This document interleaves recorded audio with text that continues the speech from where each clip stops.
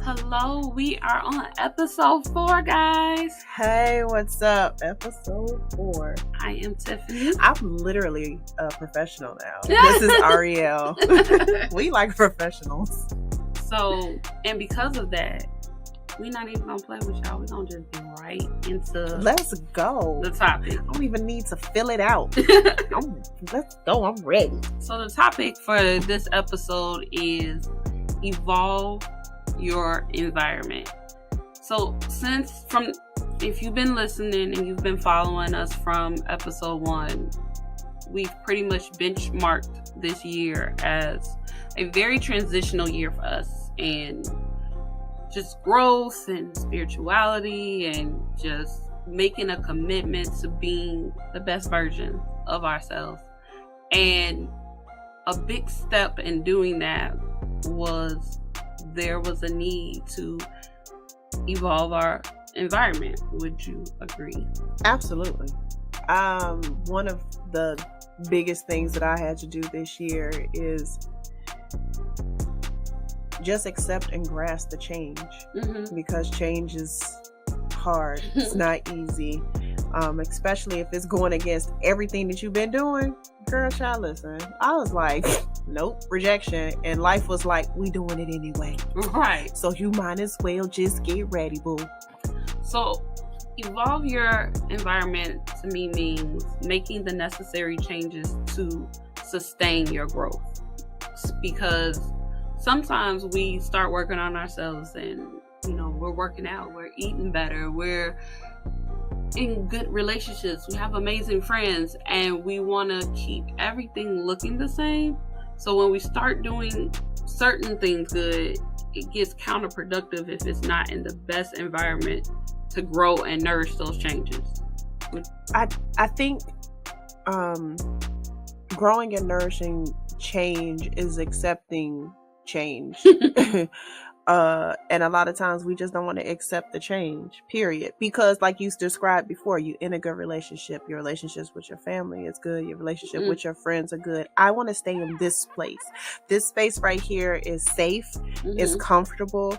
I'm good here. I'm good. We don't have to move forward from this. And that's not how life works. Life is ever changing.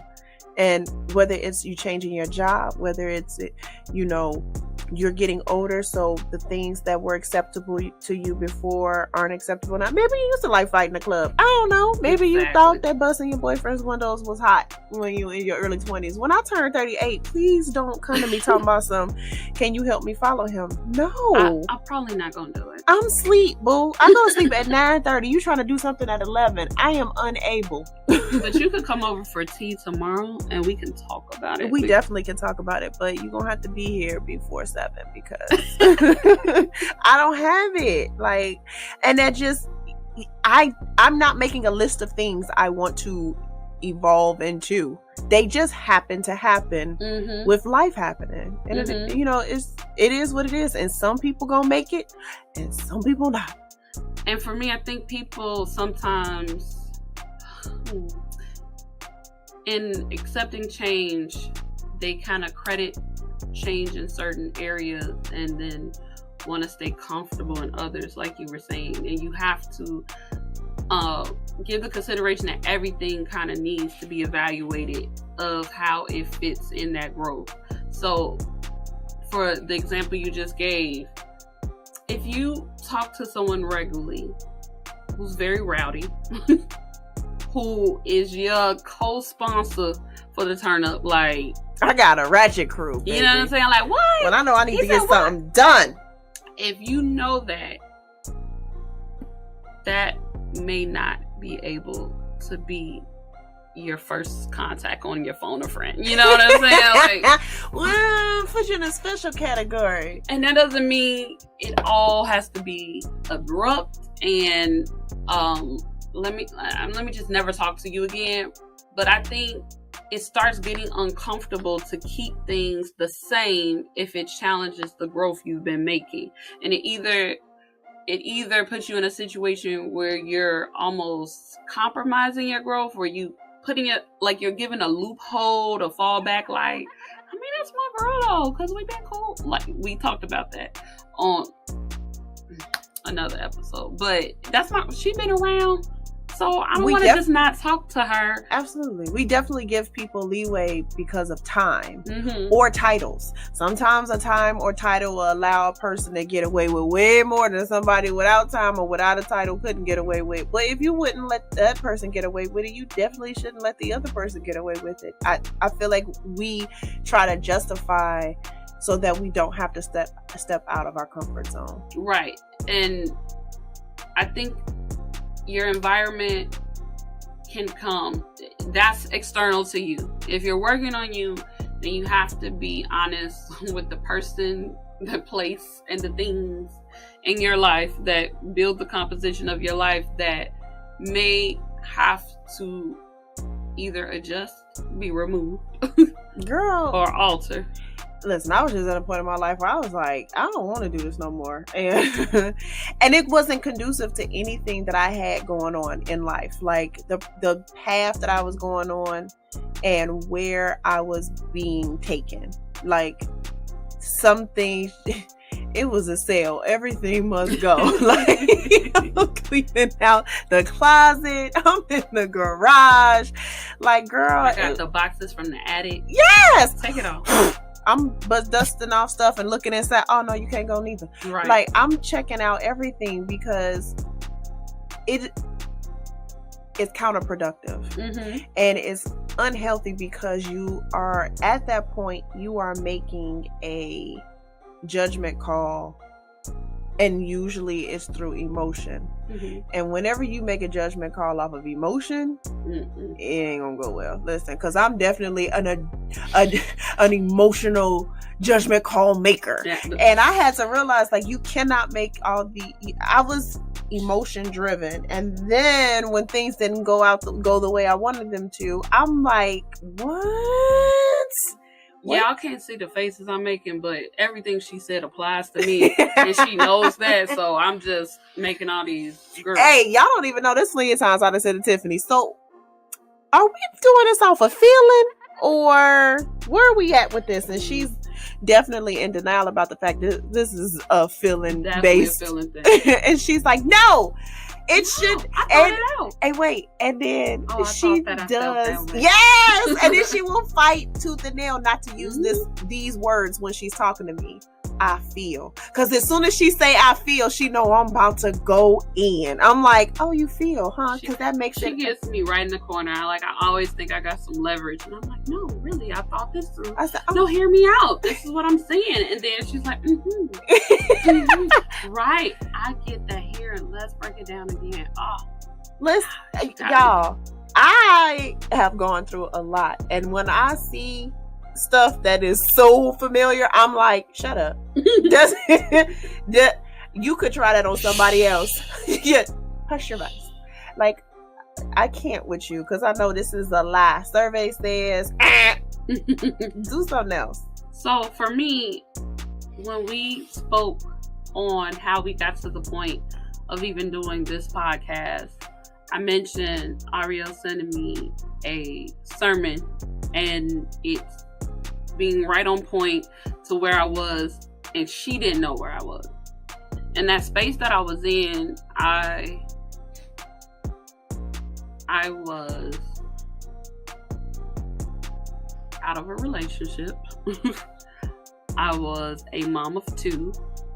I was not in a good space with myself. I was still kind of recovering from certain traumas of the experience of my pregnancy. And trauma may sound dramatic to some, but it just was a rough pregnancy, period. From the time I found out I was pregnant, I was in and out of the hospital.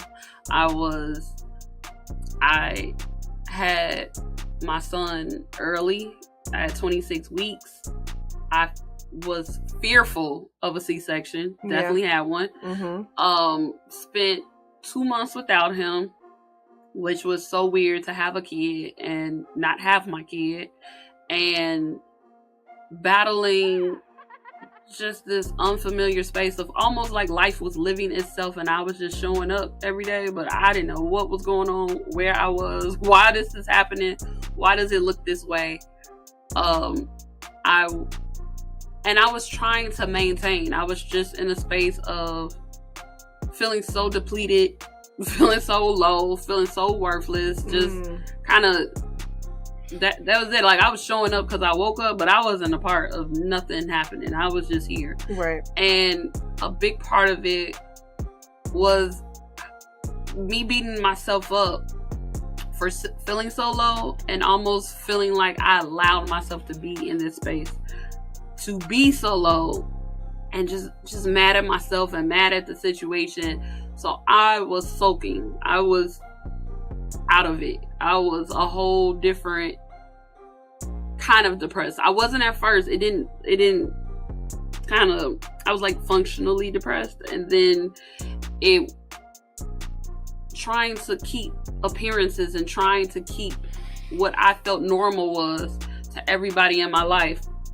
I'm a mom of two, but I want to be able to, still talk to my friends at night about love and hip hop, and I want to be able to keep my social media updated, and because these are important things. I mean, because that's what I did before I was this mom of two, and that didn't work. And I normally am able to flee or kind of distract myself from dealing with things. So if I'm emotionally running from a problem, I'm able to dive into something else or do something else. And none of those tactics were working. None of that. There was no escape exits for what I was feeling. No? Didn't have a parachute? No. There were no pamphlets. United did not give me the instructions on the exit. You didn't have one of those things in the front? No? Okay. I didn't even see the safety mask. Like, girl, I'm just on this and it is crashing down fast. And I had, who was a friend at the time, transitioning to my now boyfriend, dealing with just the most terrible version of me and catching all that heat. And I actually, at times, I know if you hear like caretakers always who are dealing with people who are ill, they kind of get the blow of their reactions. Yeah. That's what he was dealing with, because he'd just be like, I'm gonna just turn on the shower for you because you should do that today. And I was like, you should want to do that today. And I'm like, I don't get to feel how I feel. Like, if you really supported me, just terrible. Like, he like, girl, you stink. Like, I'm telling you, I'm trying to do you a favor. You know what? Forget about it. I cannot. Girl, you stink. Right? Like, okay, fine.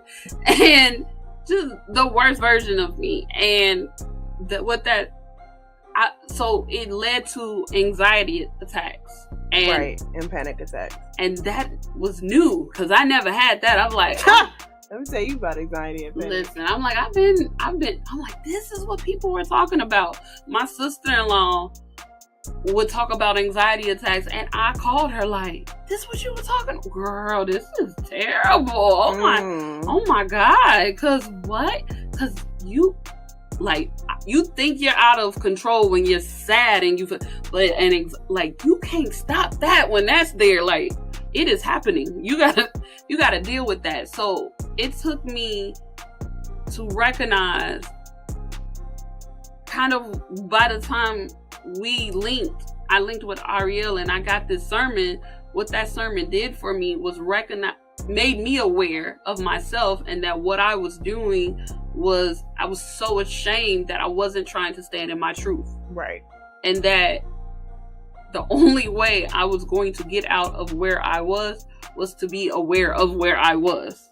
And that means things had to change, and I could not hold on to. Now, for me, the journey of evolving my environment shifted as I've been being conscious of working on being better, but that the call to action kind of happened at that point once I recognized, like, you're kind of burying yourself right now. You're you're kind of just pouring dirt on you every day to keep you under. Yep. Because you're so shameful, because you're so embarrassed, because you're so... That's self-sabotage. Just in the worst way. Mm-hmm. And kind of opening up to some... Kind of feel so stupid to share, and then opening up to some people and being a mess if that's not received well. You talk about transparency again, huh? Mm-hmm. That caused that vulnerability. And being a mess, because I'm not even really trying to be honest with myself about it. And I got this pushback from you. Forget it. Well, don't worry about it. We're not going to talk about it. We're just going to stay in this bed for 3 more days and figure it out later. We'll figure it out later. Your boyfriend's like, but no. No. If we can't do 3 more days of this. No. No, ma'am. Not laying next to me. Right. And not only do you need to wash, these sheets need to be washed. Like, things have to happen. This is not going good for anybody involved now. Ma'am. Listen, but when you're trying to evolve, Pastor Michael Todd says it all the time. He was like, growth hurts. It's never ever not going to hurt. Mm-hmm. Nothing grows and it doesn't hurt. It is what it is. Like when your teeth is growing in, it hurt. When your hair growing back, it hurt. Like all of that. So the part of that sermon that broke me down every time was when she said, "You're afraid to have faith again because you did that before and that didn't go right and that hurt." And I was like, girl, what? You know? Mm-hmm. Girl, because I got 2 kids right now, girl, and I had a fiance at one point. I don't right now. I'm not. No, what? Listen. Faith. So here's this friend transitioning in another position that I am fighting because I'm like, that's cute. So what you're doing is trying to help. I see you. Nah. No. I'm good, bruh. But I did that. But thank you for coming out. Right. God bless you and good night. I appreciate you. Maybe I'll shower today. That's what I got for you. I ain't got much of nothing else. So. Listen, I mean, it was the same for me though, because when I was evolving and when God was like, "Hey, bam, so look at here. I've been trying to come after you for about a strong 2 years now. And every time I come at you, you say something like, oh, what a strong coincidence. Oh, that was cute." Because now we know those. That's not real. Everything happens for a reason. That ain't no coincidence. Like, cut it out. And I had hella coincidences, y'all. Like, it was, and you can't see my air quotations, but I had hella coincidences. And I was like, oh my God, what a coincidence. Right. And what a coincidence. I was like, that's so crazy that those type of things keep happening to me. Oh. And then, one day God was just like, let me clear my throat. Right. And showed up in my room. Like, I told Tiffany, like, literally, God showed up in my room and was like, listen, I have a purpose for you. And you keep fighting me on it, so I'm here to snatch you up.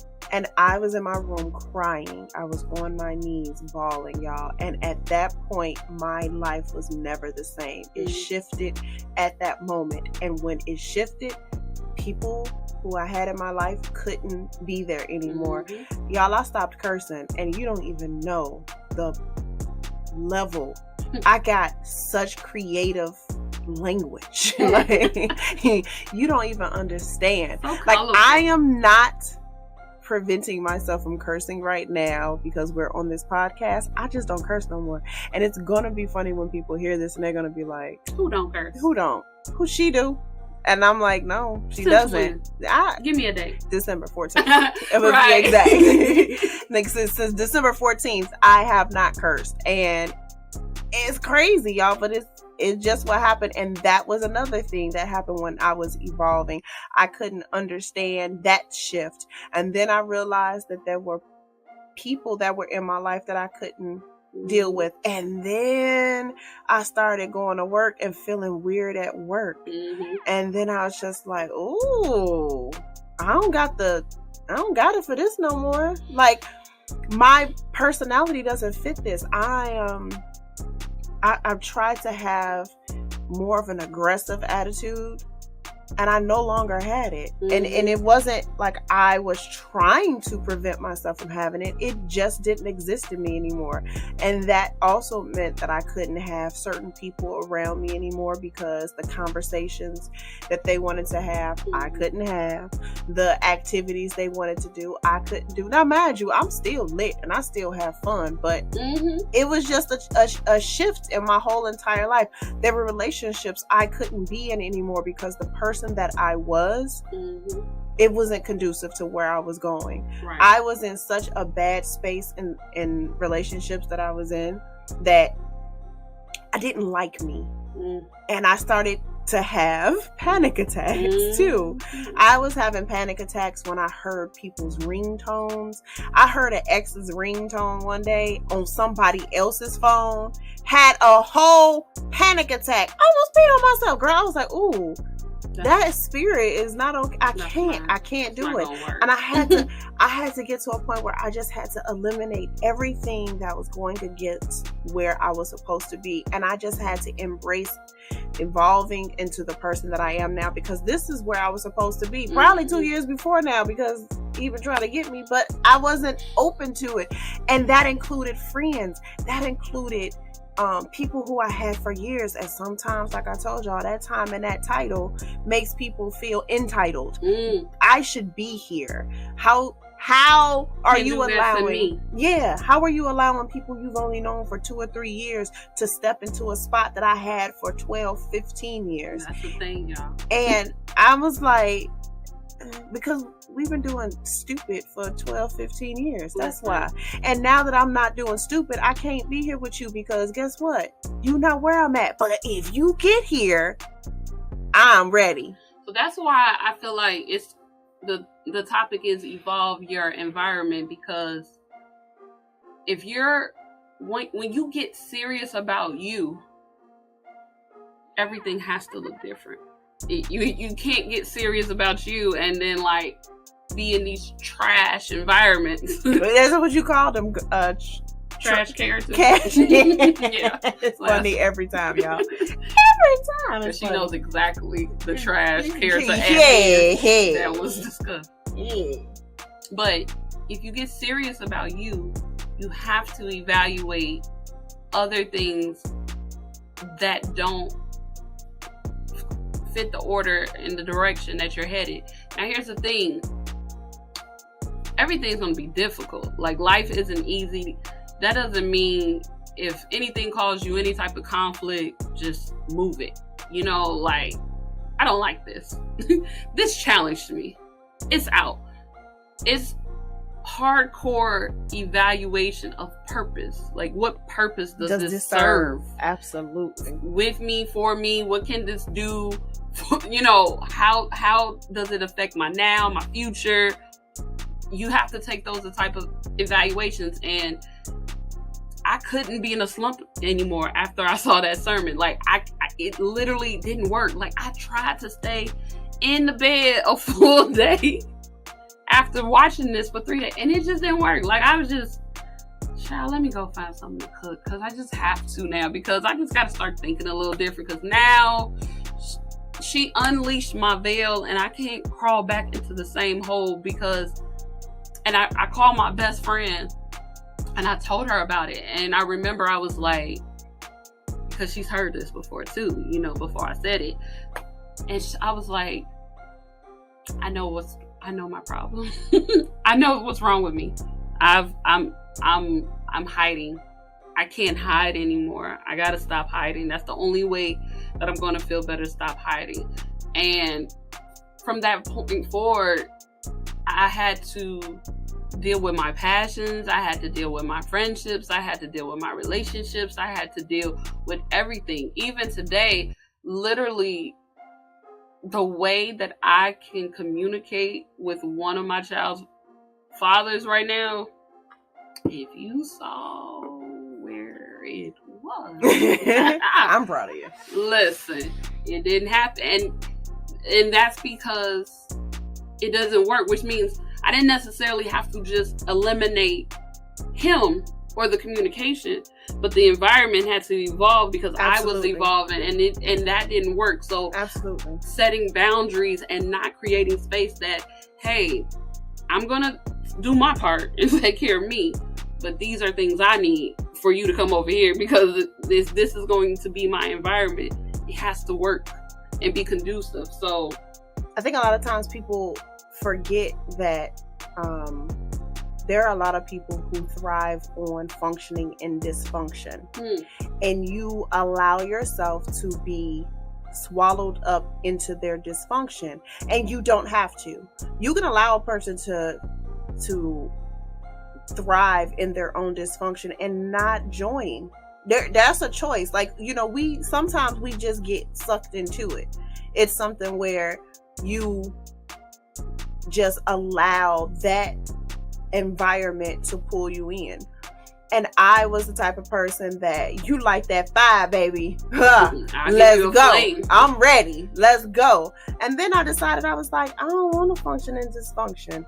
I don't want to argue all the time. I don't want to fight all the time. I don't want to debate all the time and turn it into an argument. I want to have conversations.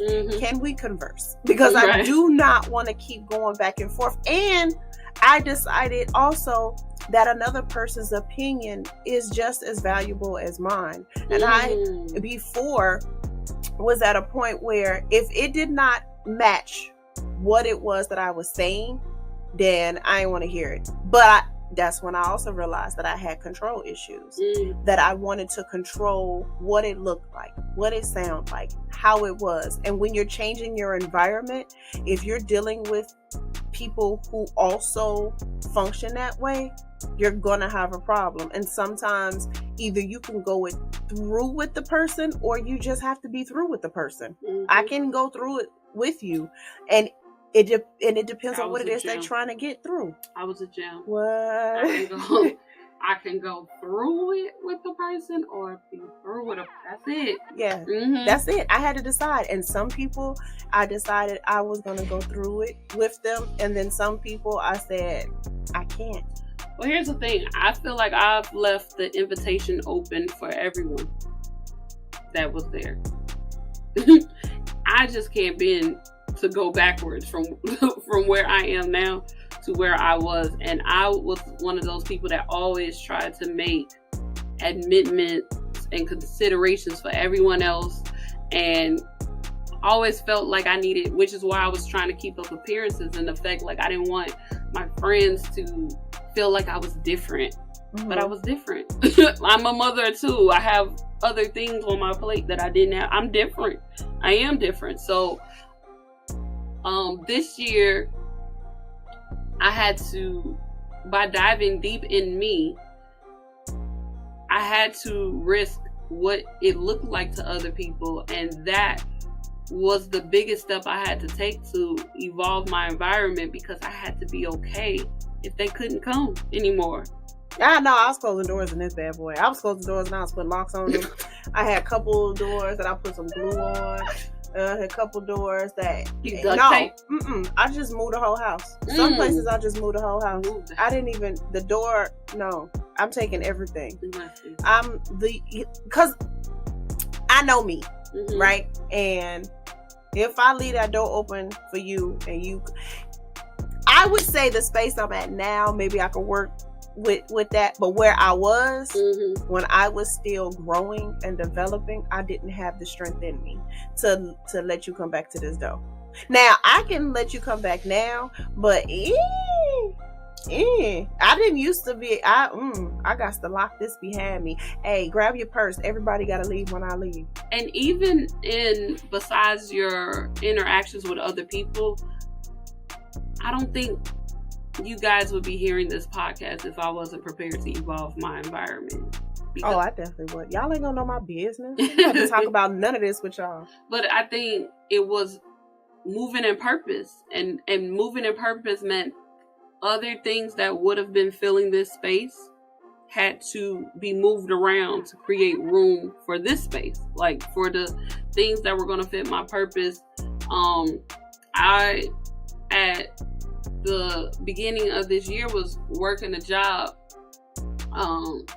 as a substitute teacher, and I had the conversation with Ariel, like, when knowing what I wanted to do, knowing things that, you know, I've been trying to ignite, I'm like, hey, I can't overbook my time because this has to have time. Right. And I'm feel like I'm gonna find myself falling back into that space where I'm prioritizing my responsibilities in a way that I keep pushing things down and saying, I'll come back to that. Right.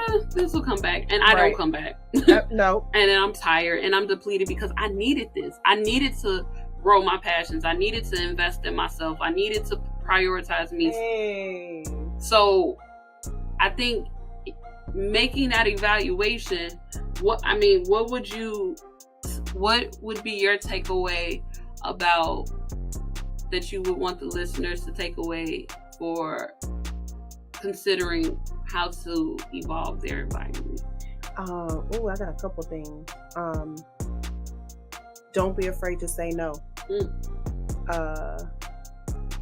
Don't bend on your boundaries and your non-negotiables. Don't make decisions when you're angry, and don't make promises when you're happy. You need to be a level mind when you're doing all of these things. It's okay if a person who has 15 years with you can't go to year 16. And it's okay if a person that only has 2 years from you makes it to the third year. Right. Don't put time stamps on things. Be vulnerable and be honest and transparent in your movements and how you're feeling. And I mean that way with yourself, because if you're that way with yourself, your environment's going to change. It has no choice but to shift, because if you're no longer doing the things you used to do and feeling the way you used to feel and operating the way you used to operate and doing the things that you used to do, you're not going to get the same results. I mean, doing the same thing over and over again is the definition of insanity. So if you don't want to drive yourself crazy no more, do something else. And I think we get stuck in a rut. We get stuck in a position where we're so used to doing things. And that's the other thing. Girl, that's so funny to me. Like, you will do the same thing over and over again, hoping and praying that the outcome is going to be different. How? Right. How?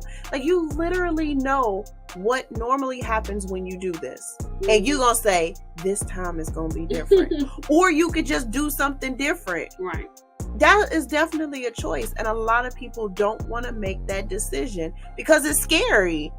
But fear can't operate up in here. And especially if you're trying to embrace how you're evolving. And if you are evolving, your environment is going to change. If you want to evolve, just grasp the notion that everything is not going to stay the same. When I was telling people about what happened to me and the fact that I was going on this spiritual path and I started to, walk with God and I was just moving differently, there were some people that told me, I like the old you. And that's cool. I'm glad you do. I didn't know. Right. Like, this is not about you. But, I mean, thanks for your words. Right. I realized that there were some things that I needed to change for myself, about myself, that I didn't realize before. I needed to be slow to anger and quick to forgive. I knew that my temperament had to change. And I knew that I wanted that for me. But I also didn't want to allow people to be able to use the parts of me that loved hard against me. And when you start doing a whole self-analysis, that changes. People aren't allowed to treat you any kind of way because you see for yourself what it is that you're worth and what you want for yourself, and that don't fit into this equation. So back on up with that. Get about my face. And for me, I feel like I think we've touched on a lot. A major key, I would say, is everything has to be under evaluation.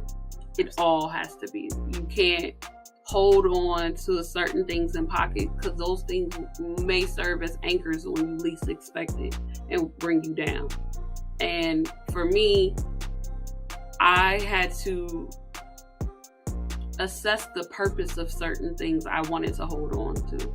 Like, why am I fighting for this? Why does this hurt so much? Why is this change so uncomfortable? What is the reason that if I'm so committed to the progress in the future, what is this thing that feels so uncomfortable doing? What role is it serving? And for some things, I was able to discover, even in relationships with friends, that it didn't serve the purpose I thought it did when I evaluated it. Mm-hmm. Not that we weren't friends, not that we can't be friends, not that we didn't have great memories, but that the purpose was a filler almost. Right. It was just a filler. It was taking up space. It was being a distraction. So I didn't have to do this work I'm doing now of really having to deal with me. And when I'm with that person or I talk to that person, it's just fluff. And then I don't really get into nothing deep. And that feels good in that moment. Hey. And that's the person that doesn't like my change. You know what I'm saying? And that's the person that has the hardest adjustment to make with what's going on. And working on and being okay. A friend of mine said to me a long time ago, because I'm one of those people that struggle with, like, why can't it just work out? Or why can't it just be this way? And that's control that I've now learned is control. And he made this simple statement that's like, you can be cool, right? And they can be cool, right? And y'all ain't gotta be cool together, right? Like you cool as ever, and they can be cool as ever, and that don't mean y'all need to be cool together. And that's like one of the realest things ever said to me to process. And to me, that applies to people, that applies to things, that applies to decisions. Mm-hmm. Just being accountable for myself and more aware has made my environment have to shift just how I'm shifting. And there are guys that, like, I would give them the label of friend. I'd be like, he's my friend. And they were definitely not my friend. And it would be fluff and filler conversations because they were just like shooting their shot at random times. And I would just keep talking to them because I have no reason to not talk to them. I mean, they're not doing something wrong.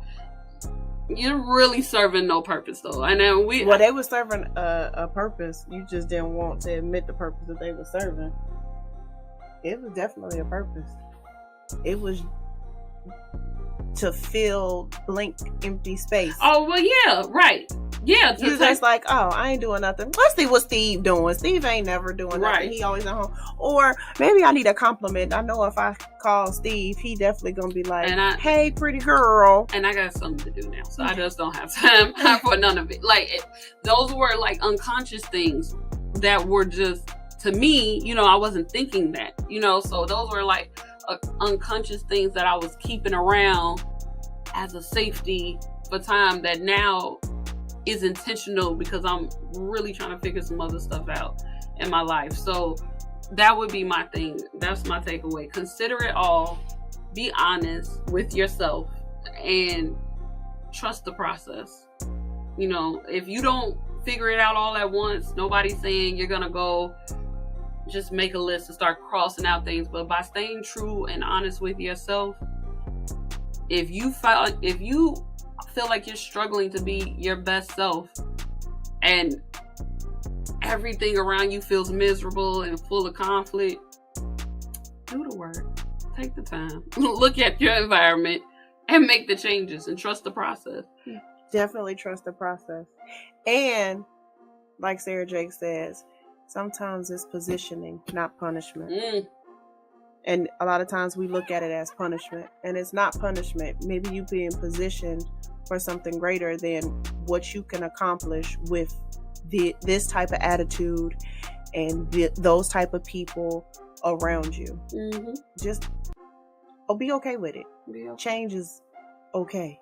It's not always a negative. Yep. All right. You got anything else? I think that's it. We're out, y'all. All right. Have a good one.